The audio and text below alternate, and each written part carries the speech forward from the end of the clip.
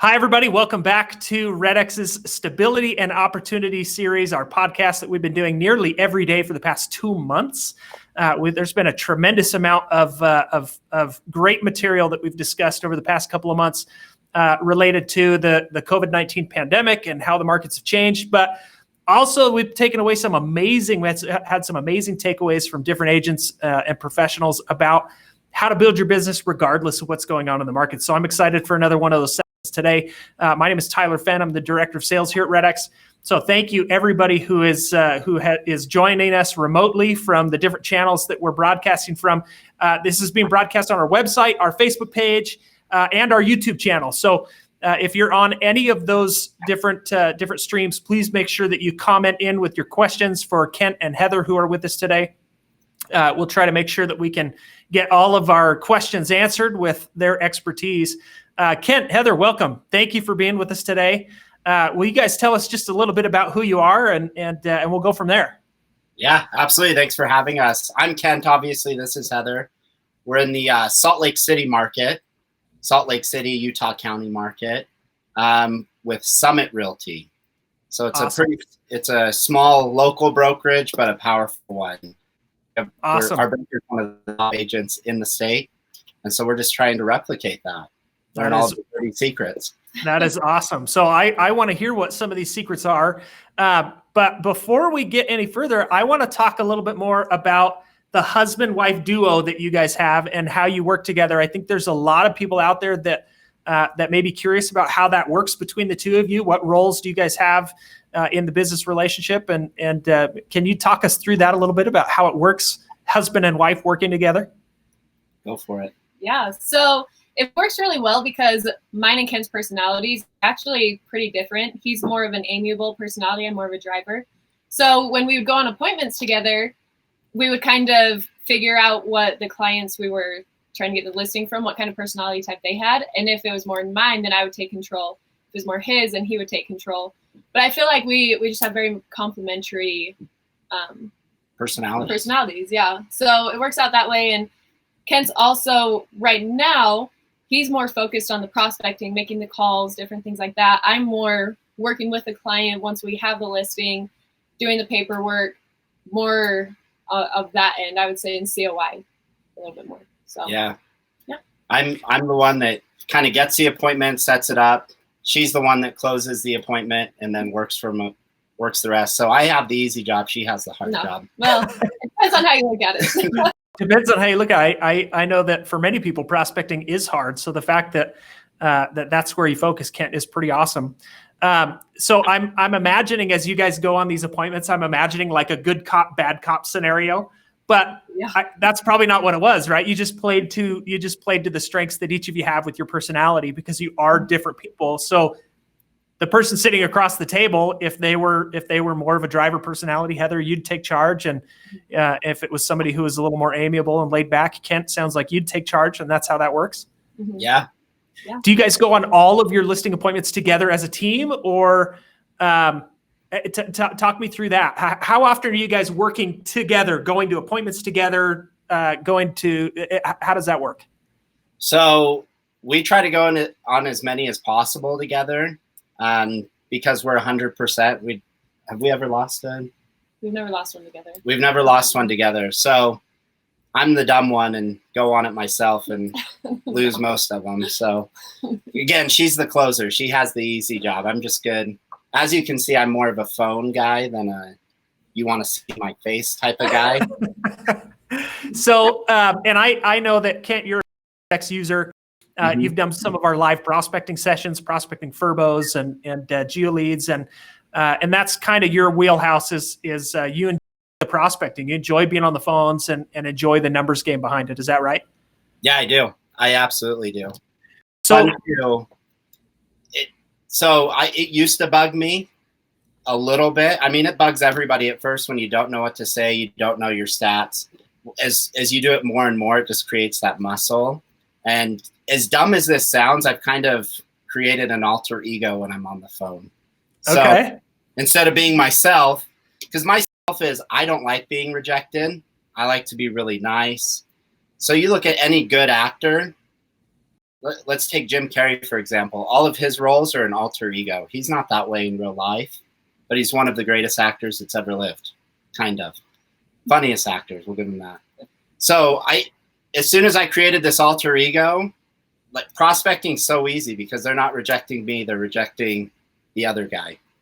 So what's different about this alter ego then? Like how do you make that mindset shift when you're prospecting to go from Kent, who likes to be the good guy, it sounds like, how do you go from that to the guy who can handle with rejection over and over? Because I know we've talked about your prospecting in the past as it relates to some of the things you've done here for REDX, and it sounds like you're kind of a power prospector. I mean, you don't mind making 150 phone calls in a prospecting session. So how do you get into that mindset to go, okay, here's the alter ego, and this is the guy that doesn't mind rejection?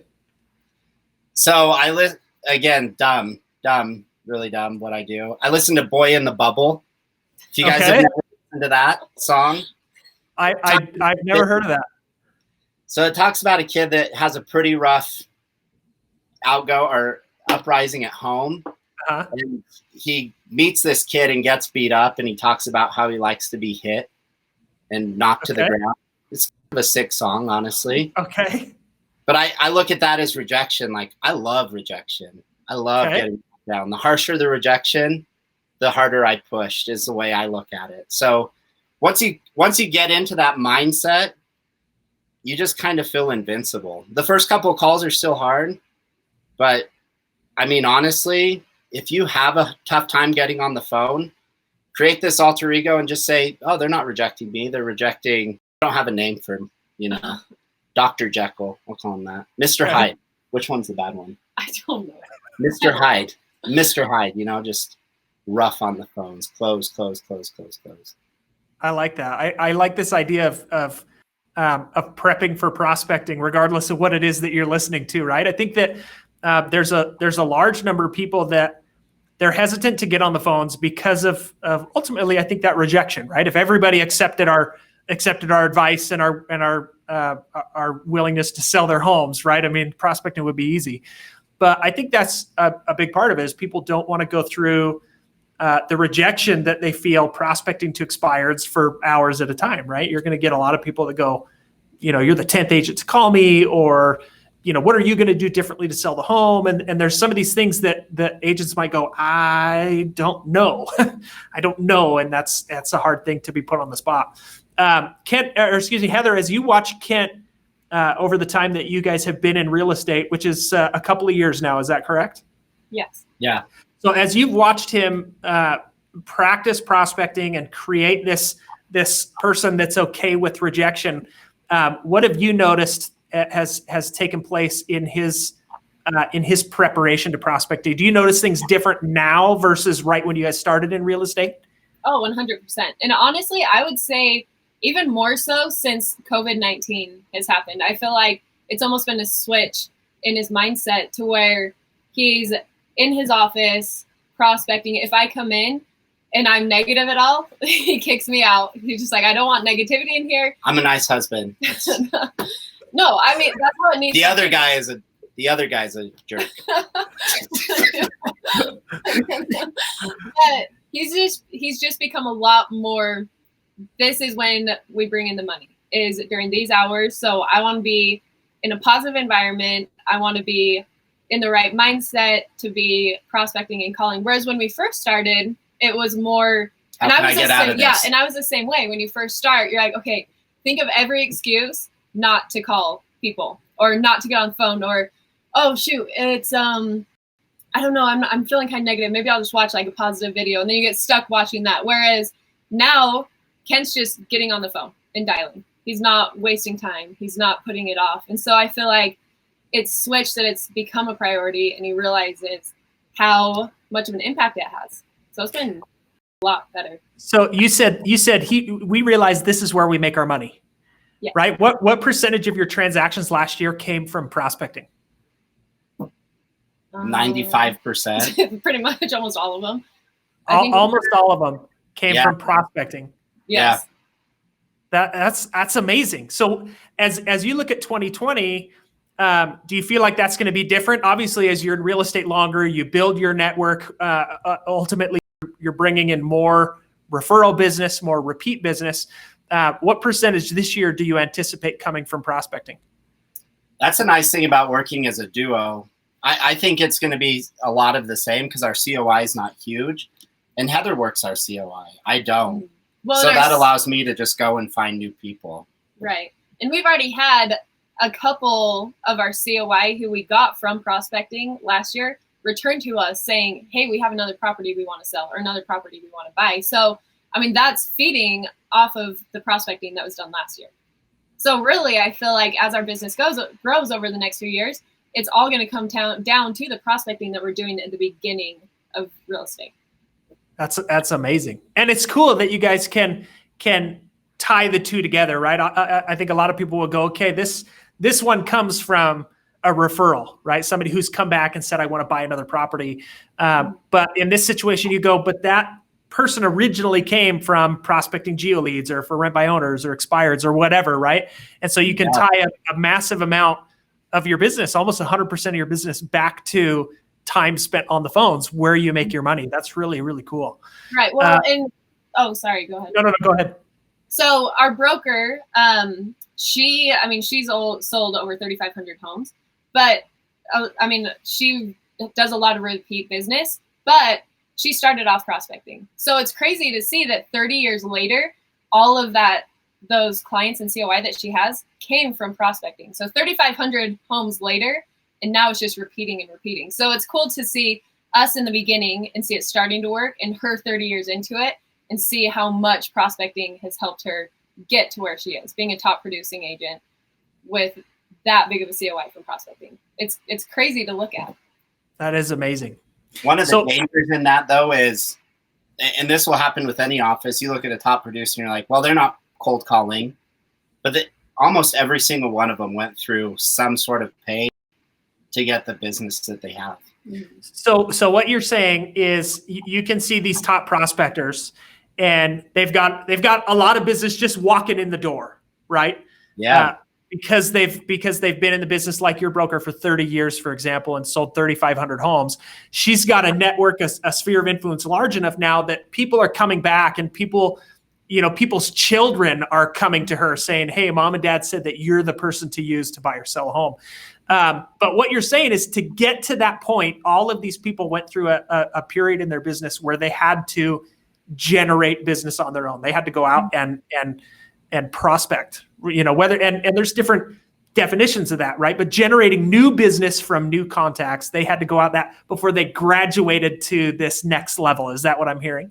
Yeah. That's exactly amazing. Yeah. So let's talk about what's changed in the last couple of months. How has your business changed with the pandemic, if anything at all? I've talked to many people who say actually not that much, with the exception of a few things. What has changed in your business in the last couple of months since the pandemic began? I things have definitely changed, but for the better. I think the best coach is pressure. There's an added pressure to do things now. It used to be, well, we could take a listing or we can prospect every other day, we're going to be fine, which was the case. And now prospecting, now more than ever, super important. There's there's 4 ways that a business is ran, right? There's growth mode, protect mode, retreat mode, and surrender mode. Okay. Most agents right now are in that protect or retreat mode. And by doing that, that means that here in a few months, everybody is going to go into surrender mode. That's when agents are going to start dropping like flies. So right now we're more now than ever in growth mode. So you guys are working, you're prospecting, like you said, you might've been every other day prior to, but this downward pressure has caused you guys to refocus, it sounds like, and get back to prospecting, because again, that's where 95% of your business came from. And it sounds like if you want to continue to have business in the coming months, right now is the time. Is that correct? Yeah. People are more willing to talk to you now more than ever. They want good news. Just solds. even if we didn't sell them, I'm calling the neighborhoods because I feel like it's my duty to give them good news. I don't tell them I sell it, but I tell them that a home sold and for how much.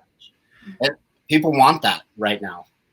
So let's talk a little bit about what you're primarily prospecting to right now, Kent and Heather. Where are you guys focused in your prospecting? Because I know, Kent, you've done live prospecting with us, calling for rent by owners and geo leads. Is that where you're spending your time right now? Where are you finding success in prospecting? Yeah, that's where I'm finding success is geo leads and non-owner occupieds for rent by owners. Those are the two biggest ones that I think you can call right now for rent by owners, because people aren't paying their rent. Either they can't, or they have some false perception that they're going to be protected during these times and will never have to play catch up. So renters are freaking out, or people that are renting their house are freaking out right now because they're 3 months behind their mortgage. And they know when everything stops, they're going to have to make up that money, and the renters probably aren't going to pay it. So they're looking at selling. Yeah, so I it's very common that we see people who have a rental property or two. They obviously leverage the rent that they collect to pay the mortgage, and right now there's lots of assistance available, and people are furloughing their payments and that sort of thing. But what you're saying is the bill always comes due. Yeah, and at some point, these renters are going to have to get to the point where they've got to come up with that money to catch up. But meanwhile, you also have the homeowners who are maybe behind or getting very close to being behind on their payments, and so you're calling in and offering an opportunity to sell the home. Is that right? Yeah. Well, and you have to be kind of soft with it. Of how's everything going? Are your renters paying? No, they're not. Here in Utah, they were protected until May 15th.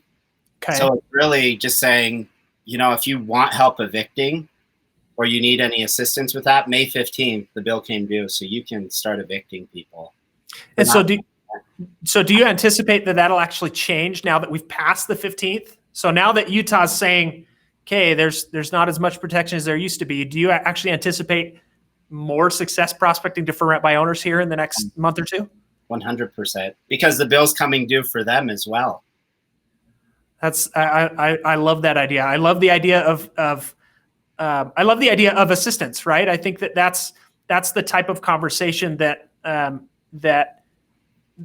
helps, right? We were talking prior to the live portion of the show about being salesy, right? Having commission breath. We were talking about that, and so it sounds like what you're doing is you're calling with this idea to assist, to help. What's going on? How can I help? Are your renters paying on time? And that gets your foot in the door. Is that an easy way to say that? Yeah. I still go for the close, definitely. It sounds like you're going to have, are you prepared to make 4 months worth of past due rent or mortgage payments once this thing all ends? No, I'm really not. Do you know how much your home is worth? Let's discuss your options. So in the last couple of months, have you guys seen changes in the markets themselves where you are in Salt Lake City? Yeah. So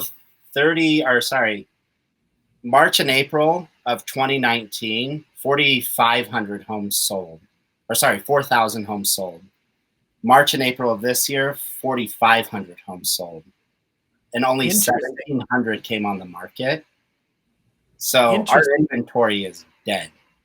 So you've seen changes, but not negative changes. Is that what I'm hearing? If you're a buyer's agent, or if you're a buyer's agent, negative changes, super negative. If you're a seller's agent, still a great time. That's amazing. It's amazing that even through all of this, that much is still happening in spite of social distancing, shelter in place, all of these things we're seeing. You're still seeing many transactions happen in the marketplace. That's incredible.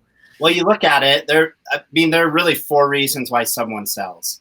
You have the greed market, which is what we were just in. Everybody, I want to upgrade my house. I don't need to move, but if I got 10,000 above asking, I'd move and upgrade. So that's the greed market. Those people aren't motivated. You have life events, hardship and distress are the last 2. So those are the 4 reasons people sell. Now we're in the life events and hardship and distress. Gotcha. And greed's kind of going out the door, which is a great market to be in as an agent. Yeah, I think if you look at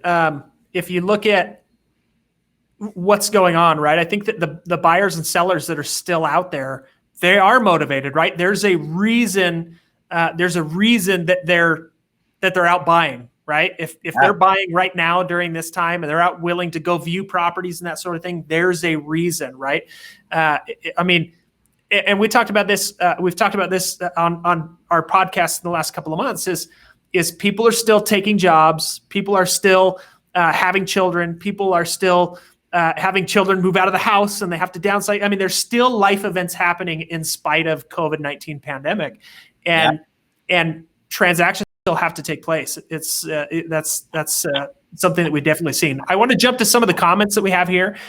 Just a reminder for anybody who's joined us, if you have comments, if you have questions, feel free to put those in there. We've got people monitoring the Facebook, the website, and the YouTube channels, so that those comments and questions will get put back over here to me, and we'll try to address as many of these as possible.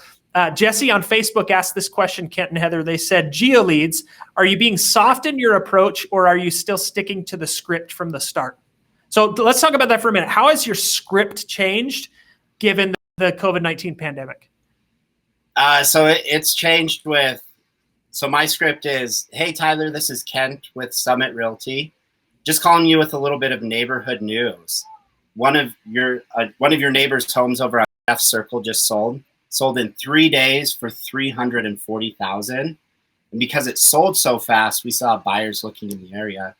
Curious, for the right price, would you consider selling? So is that terribly different than your normal script? Not necessarily. The neighborhood news thing has been golden for me, because people are like, oh, neighborhood news, I want to hear about it. I love that. And it sounds like people are biting on that, right? You're simply changing the opening line and then you get back to your normal script? Yeah. Yeah. So if they say, no, we're not looking at selling right now, I throw humor into it and I say, hey, not a problem. Which neighbor do you want me to get rid of? Who should I be calling? Every time everybody laughs, so they'll usually say, well, I have a couple neighbors, but I don't want to give you their names. And I just say, hey, I'll try my best to get rid of them for you. I'd love to keep in contact. What's a good email address for you? Let you know what the market's doing. I love that. Super, super simple. You're still sticking to your script, with obviously a few exceptions to the beginning to speak to what's happening in the world right now. What about your listing appointments that you guys are going on? How have those changed? Is it terribly different once you're in the person's home, or are you guys doing virtual listing appointments? I honestly don't do virtual appointments myself. I look at it this way, and maybe this is a little skewed. If they don't want to meet me in person, do you think they're really going to want strangers walking through their home as well? It's just going to be a pain. It's going to be a nightmare.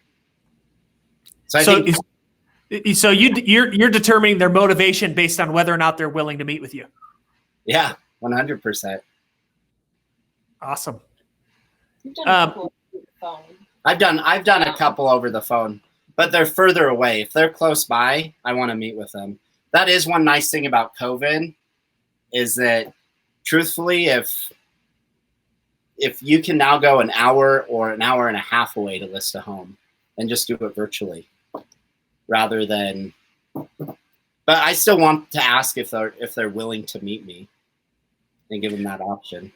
When you meet, are you wearing a mask or gloves, or are you kind of gauging it as you go? I haven't worn mask or gloves. It'd probably be a good idea for me to wear a mask. Probably have more success. So let's shift gears a little bit.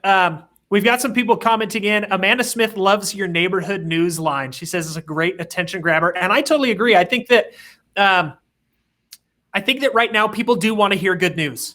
There's so much media surrounding COVID-19 and many of the controversies around that, like our reporting numbers accurate and that sort of thing. And I think that so the CEO of REDX, he shares a video with all of the employees every single night, just an update of everything that's going on. And one of the things he says is that a lot of people in the news are trying to tell us what to do when they themselves don't know what to do. And I think that's true. There's a lot of negative media attention that can suck you in, and people are looking for good news. They're looking for positive things, and so I like the idea that, hey, we're sharing some neighborhood news, and then to jump right in the fact that a home just sold. That's a good thing. It's a good thing to see that the largest transaction that people may participate in their entire lives, that those are still taking place. I love the fact that there's still a tremendous amount of transactions taking place in your Salt Lake City market that even greater than the same months last year is really cool. Where do you feel like as we look forward, there's some states that are loosening. There's some states that are loosening the restrictions that they have, changing some of those restrictions. Where do you feel like the opportunity lies for agents prospecting moving forward? What do you think the next few months look like? We did talk about for rent by owners and how that's something that you're going to continue to focus on. Is there anywhere else that agents should be spending their time prospecting right now? I like I said, I think geo leads are golden right now. Just listed, just sold, because they want good news. But two, you have to think about how many postcards haven't been sent that are usually sent, because people are, again, in retreat mode. They don't want to call people. People like to send mailers because they don't want to get rejected to your face. So that's happening. People are dropping Zillow, Realtor.com leads. These are people that are going in, filling out the website saying, I want to sell my home. I want to buy my home. And none of them are getting called. So it's our duty to go in and call them. Again, if you're not in retreat mode and you're in growth mode and you're thinking, my competition just got sliced in half, you're going to kill it in 3 or 4 months. People depend on the spring market, and the spring market isn't happening right now. It's going to be in June, July, August, September, once all these restrictions get pulled. And if you're not doing what you should have been doing during this whole pandemic, you're going to get left in the dust by those that are. So let's talk about that for a little bit, because I think that that's an important thing to look at, and it rings true with a lot of the other experts that we've spoken to. Is right now is the time, right? That there is tremendous opportunity right now as we prepare for summer, right? Which, we look and 60% of our transactions happen during June, July, and August. So we're coming on to the busiest months of the year in terms of real estate transactions, and so. We're seeing that many experts are saying focus right now. If you guys were to both sit down with a brand new agent, or maybe somebody who is struggling in real estate right now, somebody who maybe is in that retreat or even that surrender mode, they're ready to give up.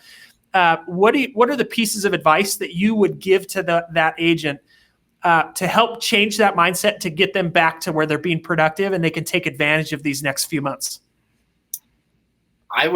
Honestly, I would say talk to 100 people. And if after you talk to those 100 people and go through your scripts, if you don't have someone that's looking to buy or sell, then do it. But I guarantee you're going to have someone that's like, yeah, I actually am looking to buy or sell. And you're going to see that there are a lot of interested people out there. We just have to reach out to them. One of the questions I ask when I prospect, because you'll get people that say, oh, I already have an agent. Fantastic. I am curious. During this whole COVID-19, how many times have you heard from them? I haven't. You haven't. You're kidding. They're probably, and then I will say, what worries me is that they're in more of a retreat mode, and they're not going to be there for you when you're ready to sell. Is that really what you want? No. It's exactly why we need to get together. Have you guys noticed in your marketplace a lot of agents that have hunkered down and are kind of waiting for things to blow over? Those that are actively working on a regular basis, have you noticed a big decline in your market? Yeah, most of the people. So sometimes you'll get agents' numbers, people that sell real estate and do 1 or 2 deals a year, their mom or dad, and you just ask them, what are you doing to stay positive during all of this? So it's not rude, but a lot of them will say, well, I'm not really doing anything right now. I'm just waiting for things to pass. And you'll hear quite a bit of that. And man, that's blood in the water for me. It's interesting. So neighborhood. Heather, I'd love to hear the advice that you'd give to somebody right now who is in that retreat mode or hunkered down, what advice would you give? And I'm really interested because you guys are different personalities. So it'll be interesting to see what type of advice you would give to somebody else.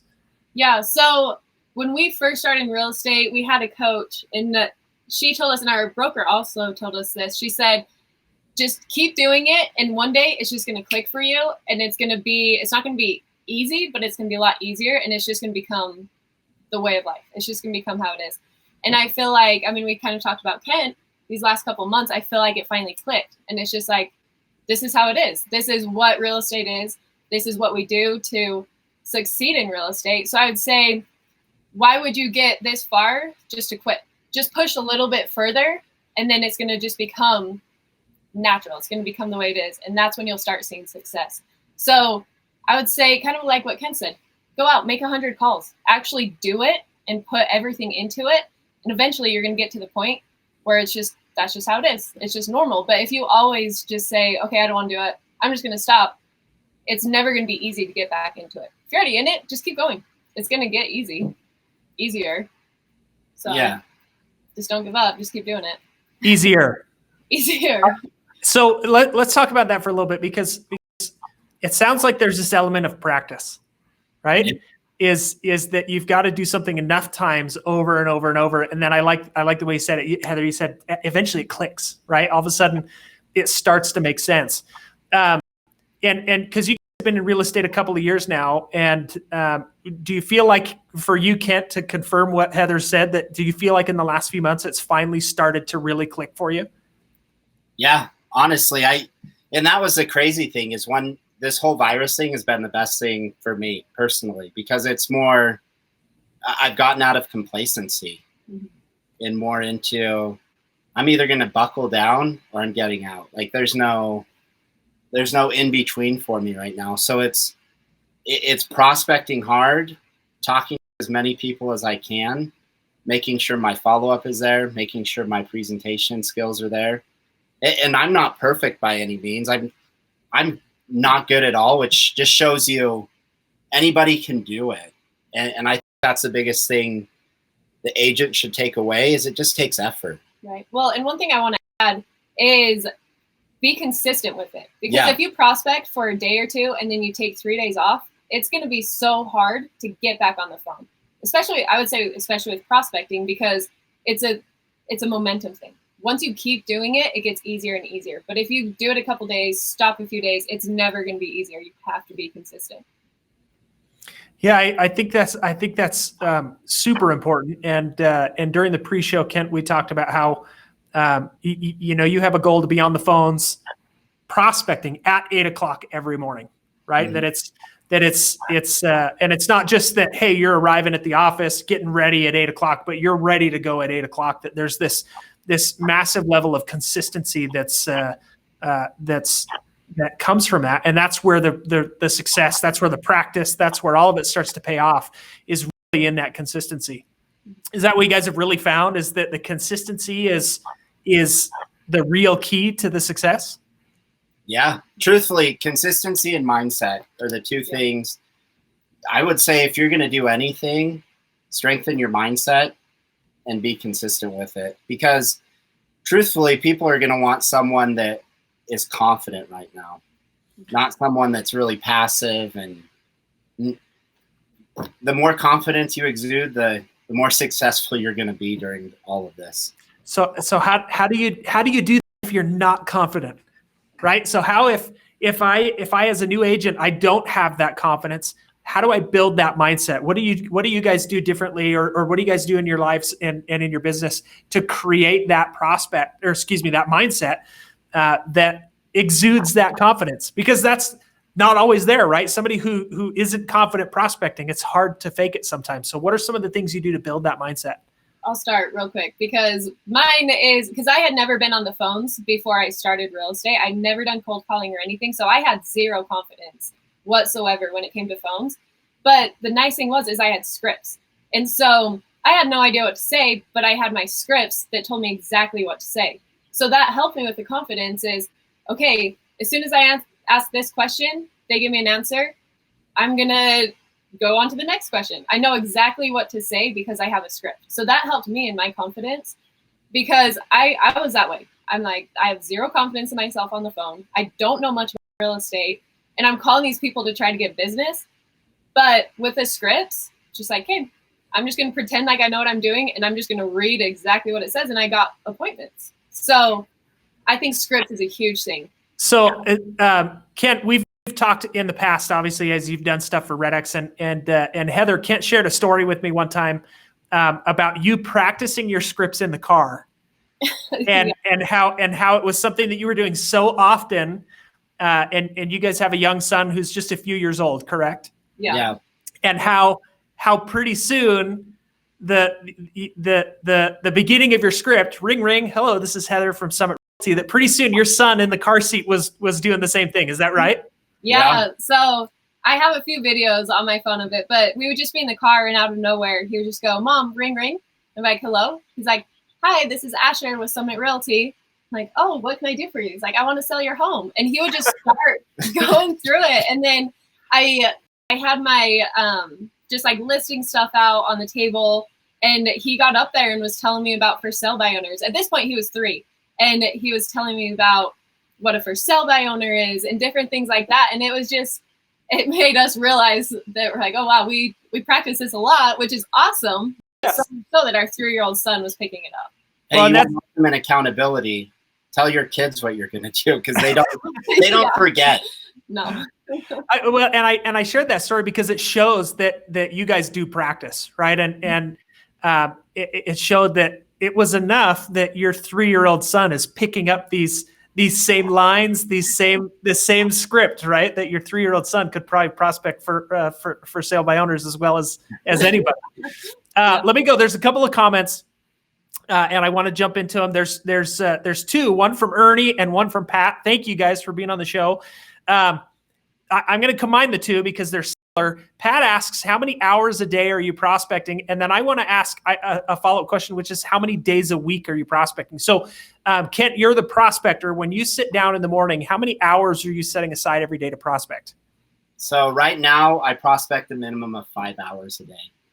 So how does that break down? Because 5 hours nonstop is it's emotionally, it's physically, it's mentally exhausting. So if you're able to do it for 5 hours, wow. Right? But what does that 5 hours look like? How does it break down? We know you're starting at 8 o'clock. Yeah. So I just get it done because I'll get a lot of questions of when is the best time to prospect. Best time to prospect's in the morning. 1, because you're going to do it. 2, that's when you have the most energy. So what it looks like for me, I start at 8, and I have people in my office, and we keep track of contacts, how long we're on the phone. And I'm a pretty competitive sucker, so I want to lead in all categories of time spent on the phones, contacts made, appointments set, all of it. So I usually go from 8 to noon, and then I'll go on again from 5 to 6, and then I'm done for the day. And during that time, do you have a contact goal? Are you making a certain number of dials? How do you make sure that time was spent successfully, regardless of how many appointments we set, right? Because that's not always controllable. But how do you make sure that 5 hours has been spent productive? What are you measuring? So it's really simple. If you want to be successful in real estate, you have to think about one thing per day. This is one thing you think about. All I need is 1 qualified appointment every day. If I have 1 qualified appointment every day, I'll be a millionaire. Pretty simple, right? Yes. How many people do you have to talk to get 1 qualified appointment? Sometimes 50 people, sometimes 70. Yeah, depends on who I'm calling. If I'm calling expireds, I'm quicker to get an appointment with expireds and FSBOs, because I come right out the gate and just shoot them right in the face. Just punch them, you know? When I call, I just say, hey, Tyler, it's Kent with Summit Realty, calling to see if you're available to meet today at 5. And most people are just like, wait, what? Yeah, I can meet today at 5. Or no, 5 o'clock doesn't work for me. Okay, 5 o'clock is too soon. Would 6 o'clock work better? So you literally, I mean, that's a punch in the face, right? You just, hey, it's Kent. I want to sell your home. When can you meet? It's that, I mean, you're that bold, right? With the expireds. Yeah, right out the gate. I don't even say I want to sell your home. Some people will say, for what? Oh, your home came off the market. I'm coming to apply for the job of selling it. I'll be in the area at 5. Will 5 o'clock work? No, 5 o'clock doesn't work. 5 o'clock's too soon. Would 6 o'clock work? And then you just close. And it would amaze, like, it's not the most genuine thing to do, but it gets appointments. It gets it done. Wow. I love it. I've been a sales guy my whole life, right? I like a good hard close. I like a good strong close. I love it. What about something else like geo leads? I mean, if you're prospecting geo leads, we've talked about this, that you're a little gentler calling about neighborhood news. If you've got to prospect geo leads, let's say for a full 5 hours, are you pretty confident in that time you're going to set one qualified appointment? Definitely. So again, because geo leads is they're picking up more often, so you'll talk to a lot more people, which increases your chances. We all know it's a contact sport. More people you're contacting, the more appointments you're going to get. Geo leads, you just have to talk to a few more people. You don't know if they're looking to sell their home. Nice thing about geo leads, competition isn't there. You set an appointment, you're getting the listing if you go in there confident and strong. So let's talk a little bit more about a qualified appointment. Mm-hmm. What does that look like? How do you qualify? Talk us through that a little bit to make sure that appointment you go on is qualified. So we do Mike Ferry, and so we do the Mike Ferry pre-qual script. And really, if they're just willing to answer all my questions, I'll go on the appointment. If they give, one of my favorite sayings, with motivation comes, what's the word?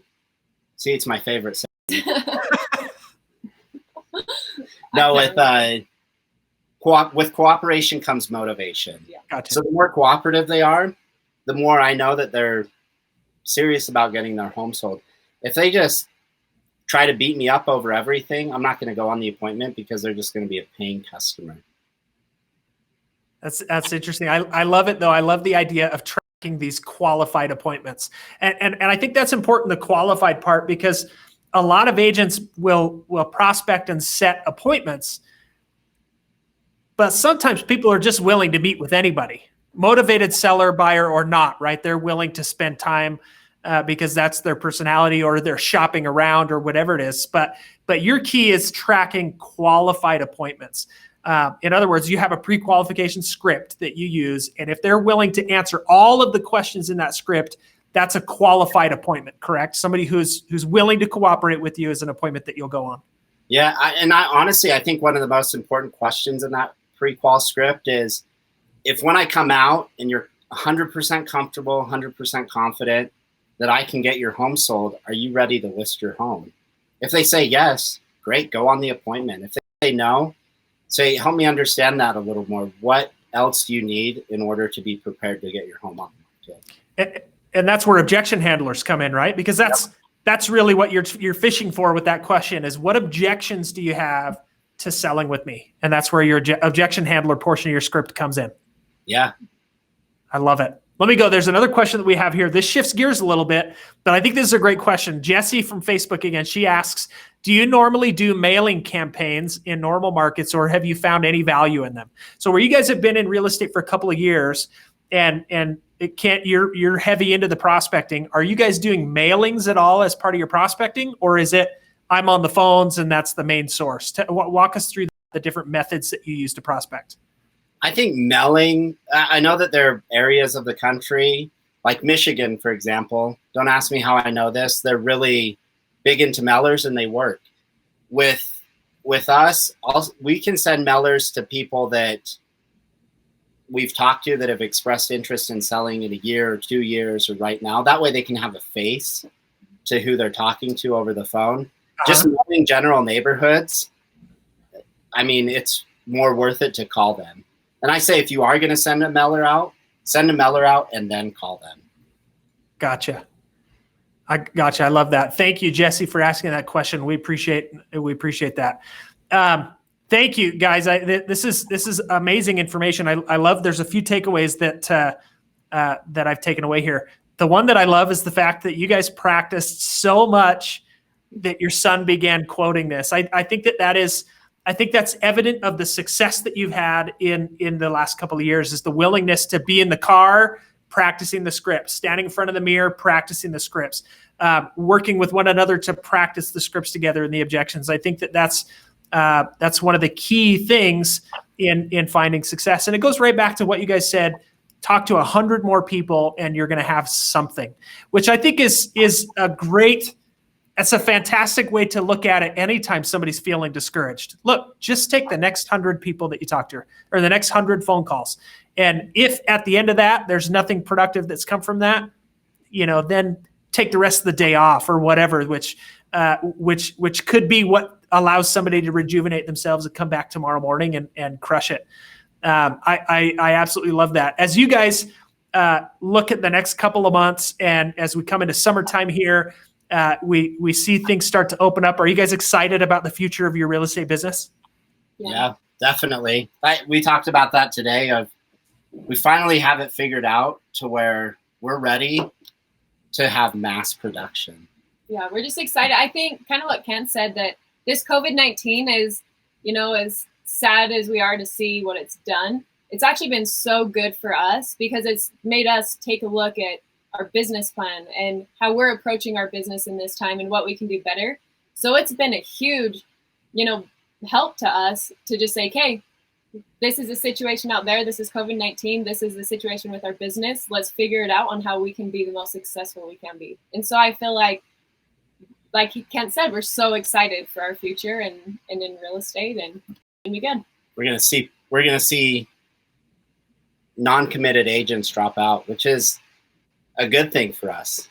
They do take up a market share, and they're not going to, I think not mentally, they're not going to be able to move forward because they're not going to have the skill set for when someone says, I know you're my sister-in-law, and I also know that you do one deal a year, and my house needs to get sold. Why should I pick you?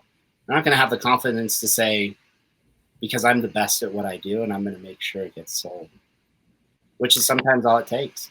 Yeah. I love that over the last couple of years, that's what you guys have spent your time doing, right? Is building the skill sets, because I think that while sad, I think it's true. I think we're going to see in the next 12 months, we'll see a number of real estate agents leave the industry. And that's actually true of any market, right? We see people not successful, and so they leave the industry.